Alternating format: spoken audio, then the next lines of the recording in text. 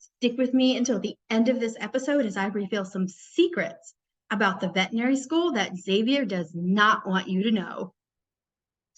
But first, let's hop on over to Instagram, where last week Xavier posted this photo of the veterinary faculty and administrators at the University of Wisconsin, where they got to see what a real vet school looks like.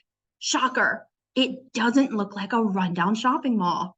We also got to see Robbie cuddling the badger, who looks really unimpressed with the Xavier Vet School. And one of my predictions was confirmed as true. Look closely, you all, and you will spy Dr. Pollock, just as I predicted back in January. You know what's pathetic? When my hyperbole is this school's reality. And you know what's even more pathetic? When someone who's not a veterinarian is running a vet school. Kind of like someone who's not a nurse running a nursing school. Off a cliff. And Dr. Pollock is not our only unqualified faculty member at the vet school. We also have the new veterinary dean, who's not a veterinarian. He doesn't have a DVM. He has a PhD, which is a research degree. But it's not in veterinary medicine. It's in animal biotechnology. I didn't even know what that was.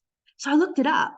This is where they genetically modify animals for purposes like agriculture. So I'm going to bet this guy's not going to be real helpful at teaching how to care for a sick puppy. Oh no, but he can do a great job teaching you how to genetically engineer chickens that are so fat and juicy they taste great. When we look at his faculty bio, he has really impressive research background, but he's not at Xavier to do research. In fact, I doubt they even have resources for him to continue research. Instead, what we have is someone leading a veterinary medicine program with no teaching experience, no academic administrative experience. Oh, but he does marathons, which is going to come in handy because my best advice to any faculty member at Xavier is run. When we look at the vet school website, you will get secondhand embarrassment. It is so empty and void of detail about the program. Information that a prospective student would need, like curriculum, faculty, biographies, details about cost and leave of absence fees, none of that is on there. And you know what else is not on there? False advertisement of accreditation.